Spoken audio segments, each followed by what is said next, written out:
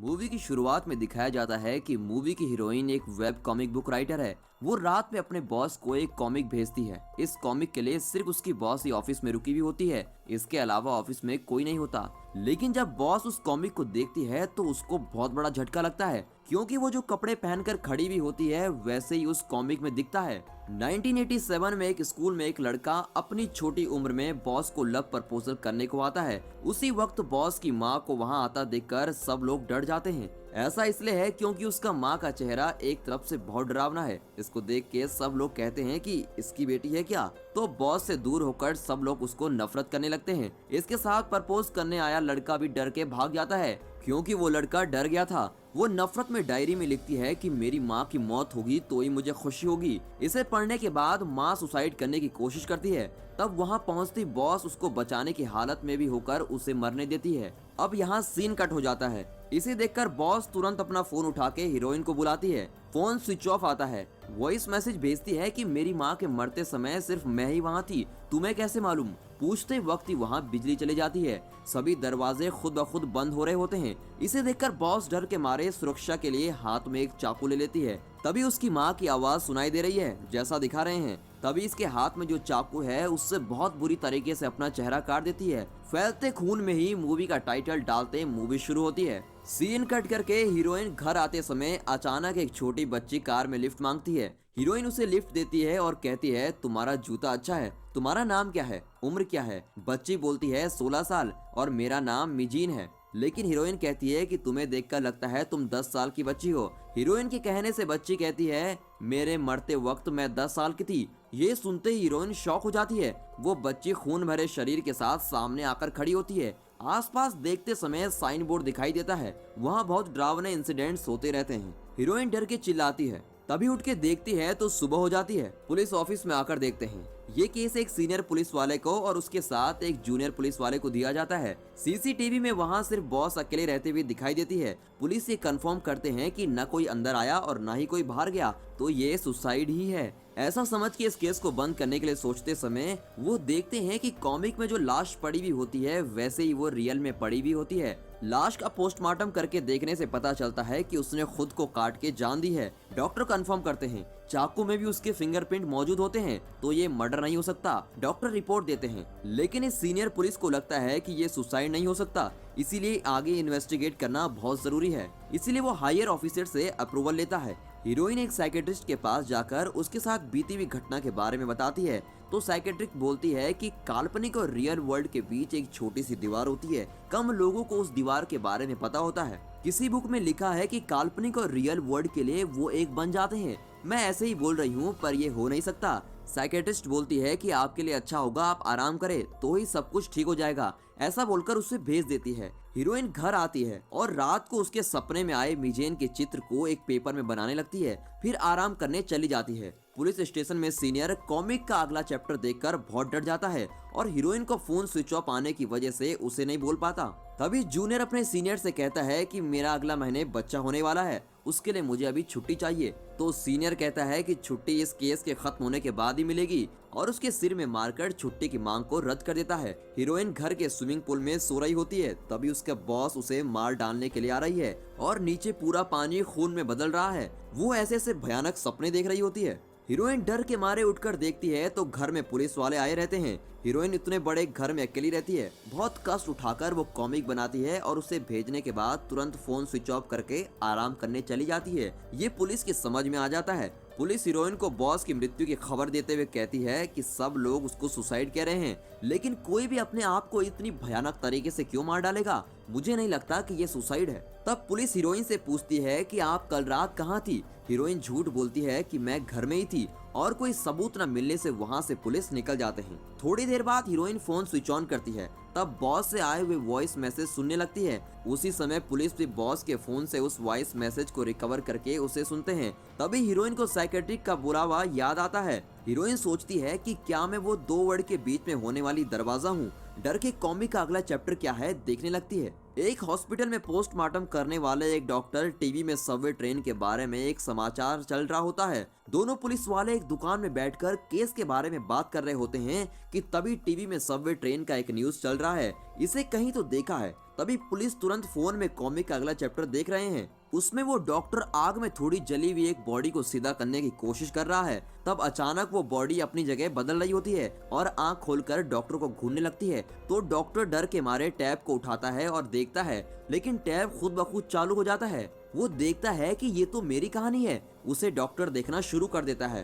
उसमें वो देखता है कि उसकी वाइफ कई सालों से बीमार है। वो बिल्कुल भी ठीक नहीं हो पाती। उसकी वाइफ कुछ भी काम नहीं कर सकती। बाथरूम जाने के लिए भी वो उसकी वाइफ की मदद करता है। एक दिन नफरत होकर अपनी वाइफ को मार देता है और बॉडी पोस्टमार्टम के लिए आने के बाद डॉक्टर को पता चलता है कि वाइफ तो जिंदा है। इसे देखकर डॉक्टर सोचता है कि इससे पहले दूसरों को पता लगे, वो अपनी वाइफ को मारने के लिए उस पर बंधी हुई पट्टी को जोर से खींचकर भयानक तरीके से वाइफ की जान ले लेता है। इस तरह पुलिस वाले कुछ होने वाला है ऐसा समझकर तुरंत उस सिटी के हॉस्पिटल में जांच के लिए निकलने लगते हैं। उसी समय hero multiple bank accounts to track not easy. तेरा कूल है, एक ही बैंकिंग ऐप में सारे अकाउंट्स की details. Oh by the way, heroine उसे रोकने के लिए निकलती है। इधर डॉक्टर कॉमिक देखकर डर के भाग जाने की कोशिश करता है। तब बॉडी उसके शर्ट पकड़ती है। जहां पर बॉडी को रखा जाता है वहां से कोई पुकार रहा है। वो जाकर देखता है तो उसकी भूतनी वाइफ डॉक्टर को अंदर लेकर बैंडेज से टाइट बांधकर मारने की कोशिश करती है। तब सही समय पर वहां पर हीरोइन पहुंच जाती है। डॉक्टर के चिल्लाने की आवाज को सुनकर बॉक्स खोलकर उसे बचाती है। तब वो भूत डॉक्टर के हाथ को कंट्रोल करके उसका गला दबा देती है। तभी वहां पुलिस आ जाती है और बगल में हीरोइन खड़ी रहती है और नीचे डॉक्टर की लाश रहती है। इसको देखकर पुलिस वाले समझते हैं कि इसका खून हीरोइन ने किया है और ये समझकर उसको अरेस्ट करते हैं। पुलिस पूछने लगती है कि ये खून तुमने क्यों किया? कॉमिक जैसे खून करके तुम पब्लिसिटी पाने की कोशिश करती है क्या? तब हीरोइन एक सच बताती है कि ये कॉमिक मेरी खुद की कॉमिक नहीं है, मैं कॉमिक को कॉपी करती हूँ। 1 साल पहले मेरे प्रथम कॉमिक हिट हो जाने के बाद कंपनी ने खुद मुझे एक बड़ी रकम देकर मुझे अगला कॉमिक तैयार करने को कहा, लेकिन मेरे माइंड में कुछ आया ही नहीं। मेरा माइंड बिल्कुल खाली था, मैं कुछ भी सोच नहीं सकी। तब मुझे एक ईमेल आया और बिना सोचे समझे मैं उस ईमेल को कॉपी करने लगी। इधर जूनियर पुलिस मिजेन चित्र देखते देखते कॉमिक का अगला चैप्टर देखते समय सीनियर को फोन लगाता है और हीरोइन को जो ईमेल आया हुआ होता है उसका आईपी एड्रेस ढूंढने को कहता है। जूनियर डिटेल्स ढूंढकर देता है।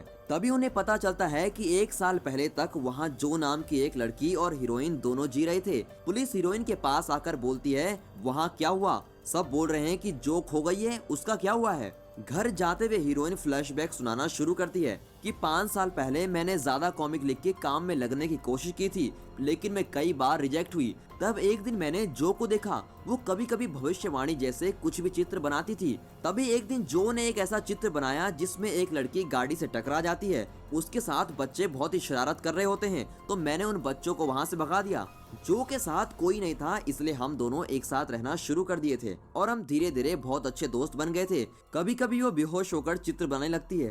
हीरोइन जो को रोक के उसमें थोड़ा थोड़ा अपना प्यार देकर उसमें बदलाव लाती है। लेकिन आश्चर्य की बात तब होती है जब थोड़े दिन बाद जो ने जिस चित्र को बनाया था ठीक वैसे ही हाउस ओनर की बेटी एक गाड़ी से टकरा के मर जाती है और सब लोग उसको आके मारने लगते हैं। जो बार बार बोलती है कि मैंने ये चित्र नहीं बनाया है। तभी हीरोइन वहां आ जाती है और चाकू दिखाकर धमकी देती है।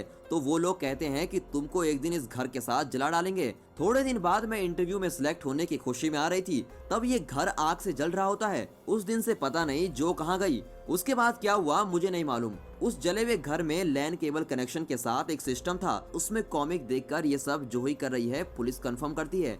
जो को ढूंढने से केस खत्म हो जाएगा। एक होटल से सीनियर जूनियर को फोन करके बोलता है कि मैं जो को ढूंढ लूंगा, तुम छुट्टी ले लो। तभी कोई हीरोइन को बाहर से जाकर देखता है। तभी उसी समय हीरोइन को जो के द्वारा एक मैसेज आता है। हीरोइन कार में चढ़ के सीनियर के चढ़ने से पहले कार बंद करके सुरक्षित पुराने घर जा रही है। वहां जाकर हीरोइन इंतजार करती है। उसी समय कोई भाग के आकर उसको मारता है। सीन कट करके सीनियर पुलिस गैस करता है कि हीरोइन घर आ गई होगी। सिर्फ कार खड़ी देखकर सीनियर जूनियर को फोन लगाकर पूछता है कि तुम कहाँ हो, हीरोइन भाग गई है। जूनियर कहता है कि मैं हॉस्पिटल जा रहा हूँ, क्या हीरोइन रेस्टोरेंट से भाग गई है? सीनियर बोलता है कि हाँ तुम जल्दी आ जाओ और फोन रख देता है। तभी उसे याद आता है कि मैंने तो जूनियर को बताया ही नहीं कि हम रेस्टोरेंट गए थे। तभी वो सोचने लगता है कि जूनियर को कैसे पता चला। सीन कट करके जूनियर पीछे देखते समय उधर वो हीरोइन को बांध कर रखता है। जूनियर हीरोइन को खेत में ले जाकर उधर बांध के रखता है। इस तरफ सीनियर जूनियर के फोन को ट्रैक करके उसका पीछा करता है। इधर जूनियर हीरोइन से पूछता है कि जो किधर है जल्दी बताओ, वो ना तो भूत है ना शैतान है। आप लोग सब कह रहे हैं ये मुझे बराबर मालूम है। वो मीजेन के चित्र को दिखाते हुए बोलता है कि इसको किसने बनाया। वो बोलता है कि 6 साल पहले ये हुआ था, तब मेरे अलावा वहाँ कोई नहीं था। यहाँ पर एक बहुत ही बढ़िया ट्विस्ट खुलता है। कॉमिक में तीसरी कथा शुरू हो रही है। तभी दिखाते हैं कि जूनियर पुलिस में सिलेक्ट होता है और वो उसके लवर को बता देता है, अभी मैं बिना काम का लड़का नहीं हूँ। खुशी से बात करता हुआ जा रहा है, अचानक खेत के पास उसका एक्सीडेंट हो जाता है। जूनियर नीचे उतर के देखता है कि वहाँ कोई नहीं है। तब कार के नीचे मीजेन अपनी जान बचाने के लिए तरस रही होती है। उसे देखकर उसे बचाने की कोशिश करते समय उसके लवर का फोन आता है। उसमें वो खुशी से बोलती है कि मेरे पापा हमारी शादी के लिए मान गए हैं। ये सुन के वो सोचता है कि अगर एक्सीडेंट के बारे में किसी को पता चल गया तो मैं पुलिस वाला नहीं बन सकता। अगर ये हॉस्पिटल ले जाने के बाद मर गई तो मैं क्या करूंगा। तभी वो मीजेन को वहाँ मरने के लिए छोड़कर चला जाता है। तभी सभी लाइट बंद हो जाती हैं। उस रोशनी से मीजेन का भूत दिख रहा है। जूनियर भी उसे देखकर गोली चलाता है तो वहाँ सीनियर आ जाता है। अंदर आकर देखा तो हीरोइन बेहोश पड़ी है। जूनियर एक कोने में बैठा है। तब पीछे से भूत उसके हाथ पकड़कर उसके सिर पर बंदूक रखती है। सीनियर हाथ में बंदूक रख के पूछता है कि क्या कर रहा है। जूनियर बोलता है कि ये मैं नहीं कर रहा हूँ, मीजेन का भूत कर रही है। गोली चलाने की आवाज उस पूरी जगह सुनाई देती है। सीनियर बिना हिले जूनियर को देख रहा है। दूसरे पुलिस आकर सीनियर को पूछते हैं क्या हुआ। सीनियर बोलता है कि भूत ने इसको मार डाला। तभी वो कहते हैं कि अगर इसको मीडिया में बोलने लगे तो लोग हमें पागल समझेंगे, तो ये सुसाइड कहकर केस को क्लोज कर देते हैं। कुछ दिन बाद सीनियर जूनियर को याद कर रहा होता है। तब वहाँ एक महिला पुलिस आकर सीनियर को एक पेपर देकर बताती है कि ये उस दिन स्पॉट में मिला। सीनियर उस चित्र के नीचे मीजेन लिखा हुआ देखता है। तब मरते समय जूनियर की बोली हुई बातें उसको याद आती है कि ये मैंने नहीं किया, मीजेन के भूत ने किया है। तभी सीनियर को जूनियर की थिंग्स बॉक्स में हीरोइन की फर्स्ट कॉमिक बुक दिखती है। जब जूनियर बोलता है कि इस बुक को रखकर इन्वेस्टिगेट करें तो बहुत सारे केस सॉल्व कर सकते हैं। तब सीनियर उसके सिर मार के उससे पूछता है कि तुम पागल हो गए हो क्या। ये बात उसको फौरन याद आती है। तुरंत सीनियर जाकर जितने भी केस सॉल्व हुए होते हैं उसको कॉमिक के साथ मैच करा के देखते हैं। सीनियर को समझ में आ जाता है कि जितने भी लोग मरे हैं उनके बारे में कॉमिक्स में है। तुरंत सीनियर हीरोइन को देखने निकलता है। इधर हीरोइन को नया ईमेल आता है। उस ईमेल को खोल के देखने पे एक बड़ा ट्विस्ट खुलता है। कॉमिक में हीरोइन की कथा चल रही है। सड़क में दोनों एक साथ मिलने के बाद, जो तुम ऐसे क्यों चित्र बनाती हो। हीरोइन अपने फ्लैशबैक बता रही है। जो के पापा कोई और नहीं बल्कि पोस्टमार्टम करने वाले डॉक्टर ही हैं। हर बार जो को देखते समय पापा को उसकी माँ की याद आती है, इसलिए उसे मोर्चरी में बॉडी के साथ अकेले बंद करके रख देते हैं। तब जो को अचानक एक पावर आ जाती है जिसमें वो मरे हुए लोगों को सुन सकती है और वे मरे हुए लोग उसे अपनी कहानी सुनाते हैं और वो उसकी ड्राइंग बनाती है। इसे सुन के हीरोइन कहती है कि तुम्हारी कहानी में जान है। दीवार में चित्र बनाती जो को पेपर में बनाने को बोलती है। उस चित्र को लेकर इंटरव्यू में जाती है। वो कहानी नेचुरल होने से वो सिलेक्ट हो जाती है। तभी उसका इंटरव्यूअर बोलता है कि कल सब ड्राइंग लेकर काम में ज्वाइन कर लो। हीरोइन खुशी खुशी घर आकर देखती है तो जो सभी ड्राइंग्स को जला रही होती है। वो कहती है कि ये मरे हुए लोगों की कहानियां हैं और वो बदला भी लेंगे, इसे तुम पब्लिश नहीं कर सकती। तभी हीरोइन और जो के बीच में लड़ाई हो जाती है और हीरोइन जो का गला दबाकर उसको मार देती है और उसकी बॉडी को कहीं छुपा देती है। बाहर आकर सभी को बोलती है कि जो खो गई है। इस तरफ सीनियर हीरोइन के घर में जाकर सिस्टम में कॉमिक को देखकर पुराने घर की ओर आने लगते हैं। तब पुराने घर के सिस्टम में निकाले फिंगरप्रिंट के रिजल्ट फोन लगाकर बता रहा है इसमें सिर्फ हीरोइन के फिंगरप्रिंट ही हैं और किसी के फिंगरप्रिंट नहीं है, ऐसा नहीं कहेंगे, ये मुझे मालूम है, सीनियर कहकर फोन रखता है। इधर हीरोइन को उसकी एक हेयर क्लिप नीचे पड़ी हुई दिखाई देती है। जो के मरने के बाद कभी कभी भूत हीरोइन को दिखाई देना शुरू हो जाते हैं। कहानी में हीरोइन को जो की शक्तियां प्राप्त हो जाती हैं और वो खुद स्केचेस बनाकर खुद को भेज रही होती है। ये सब हीरोइन एक सपना सोचकर साइकेट्रिस्ट के पास जाती है। सच ये है कि अभी हीरोइन को भूत के साथ बोलने की शक्तियां जो ने उसे दी है। इसे समझने के बाद हीरोइन जो को याद करके रोते हुए जो से माफी मांगती है। जो हीरोइन को माफ कर देती है। ये सीन कट हो जाता है और जब फर्स्ट कॉमिक हिट हो जाने के फंक्शन में हीरोइन से पूछा जाता है कि आप कैसे सक्सेसफुल हुई। हीरोइन उसे अपने सक्सेस के कारण बताती है। वैसे दोस्तों, आप अपनी जिंदगी में अगर किसी गलती को याद करके उदास रहे हैं तो उस घटना को आप कमेंट में जरूर बताइएगा। इधर सब सच को जान के सीनियर बंदूक के साथ घर आता है। सीनियर को छोड़ा तो वो बाहर जाकर सबको बता देगा, इसीलिए हीरोइन उसे जान से मारने की कोशिश करती है। उस झगड़े में दोनों एक दूसरे को मारकर जमीन पर गिर पड़े हैं। हीरोइन कहती है कि भूतों के लिए मैं जरूरी हूँ। सीनियर कहता है कि तुम्हें भूतों की जरूरत है, इसलिए तुमने जो को मार दिया है। हीरोइन सीनियर को बोलती है कि तुम अपने आप को क्या समझ रहे हो, तुमने भी ये खून किया है। तब वो दीवार में उसको कुछ दिखाती है। अब एक बहुत बड़ा ट्विस्ट सामने आने वाला है। दीवार में सीनियर पुलिस वाले की कहानी होती है। जूनियर जब अपने पे बंदूक से गोली मारने ही वाला होता है, तब सीनियर बाजू में जाकर उसके हाथ से बंदूक लेकर कहता है, तुझको बुद्धि नहीं है क्या? हमेशा की तरह उसके सिर पर मारता है। तभी अचानक उसकी बंदूक से गोली चली जाती है और उसके हाथ से जूनियर वहीं मर जाता है। तभी वो सोचता है कि ये बाहर मालूम हुआ तो जेल जाना पड़ेगा। वैसे कोई नहीं देख रहा, तो बंदूक को जूनियर के हाथ में रख के इसको एक सुसाइड बना देता है। इस ड्राइंग को देखने के बाद हीरोइन को मार डालने की सोचता है। जूनियर का भूत आकर सीनियर के हाथ पकड़कर उसके सिर पर गोली चला देता है। तभी हीरोइन चलकर जा रही है और ये कहानी यहाँ पर खत्म